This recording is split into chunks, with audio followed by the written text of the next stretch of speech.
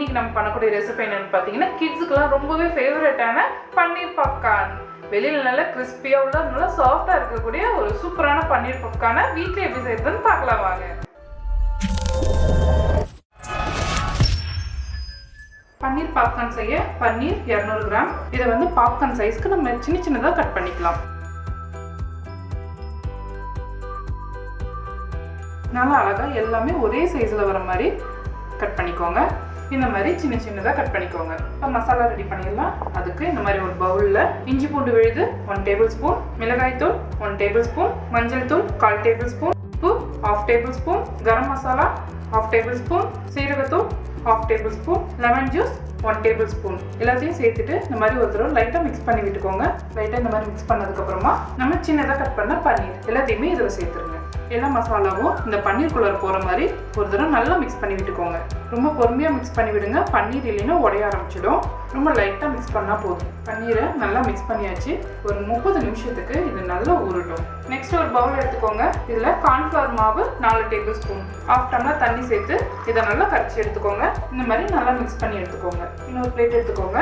அதில் bread crumbs ஒரு 1/2 cup. 1/2 hour ஊறினதுக்கப்புறம் பன்னீர் சூப்பராக ரெடி ஆகிருக்கு. பன்னீர் ஒரு பீஸ் எடுத்துகிட்டு கார்ன்ஃப்ளவர் மாவில் லைட்டாக ஒரு டிப் பண்ணிவிட்டு பிரெட் க்ரம்ஸில் பரட்டி எடுத்துருங்க. இது மாதிரி எல்லாத்தையுமே ரெடி பண்ணிக்கோங்க. நீங்கள் பிரெட் க்ரம்ஸில் இந்த மாதிரி டிப் பண்ணி எடுக்கும்போது 1 சைடாக பிரெட் க்ரம்ஸில் டிப் பண்ணிக்கிட்டே வாங்க. அப்போ தான் எல்லாமே ஈரமாகாமல் இருக்கும். ஒரு பக்கமாக இருந்து இந்த மாதிரி டிப் பண்ணிக்கிட்டே வாங்க. அவ்வளோதான், எல்லாத்தையும் இந்த மாதிரி டிப் பண்ணியாச்சு. இது எல்லாமே 1 டைம் நம்ம டிப் பண்ணி எடுத்துருக்கோம். நீங்கள் டபுள் டிப் வேணும்னா கூட மறுபடியும் ஒரு தடவை நீங்கள் கார்ன்ஃப்ளவர் மாவில் டிப் பண்ணிவிட்டு மறுபடியும் இதை பிரெட் க்ரம்ஸில் இந்த மாதிரி பரட்டி எடுத்துடலாம். அப்போ இன்னும் கொஞ்சம் உங்களுக்கு அந்த மேலே கோட்டிங் வந்து எக்ஸ்ட்ராவாக கிடைக்கும். நெக்ஸ்ட்டு ஒரு பேனில் எண்ணெய் ஊற்றி நல்லா சூடு பண்ணிக்கோங்க.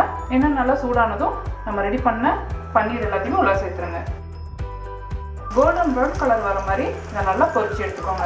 2 சைடு நல்லா திருப்பி போட்டுக்கோங்க. பன்னீரை ரொம்ப நேரம் குக் பண்ணும்போது அது லப்பர் மாதிரி ஆக ஆரம்பிச்சிடும். ஒரு 2 நிமிஷத்துக்கு இது கலர் மாறாமல் பொரிச்சு எடுத்துக்கோங்க. 2 சைடும் நல்லா திருப்பி போட்டதுக்கப்புறமா இந்த மாதிரி கோல்டன் ப்ரௌன் கலர் வந்தோடனே இதை எல்லாத்தையுமே எண்ணெயிலேருந்து எடுத்துருங்க. அவ்வளோதான், ரொம்பவே சூப்பரான நல்லா மொறுன்னு இருக்கக்கூடிய பன்னீர் பாப்கார்ன் ரெடி. இதை ஒரு பிளேட்டுக்கு மாற்றிடலாம். மீதி இருக்க எல்லாத்தையுமே இதே போலவே பொரிச்சு எடுத்துக்கோங்க. நல்லா கிறிஸ்பியாக இருக்க பன்னீர் பாப்கார்ன் தொட்டுக்க டொமேட்டோ கெச்சப்.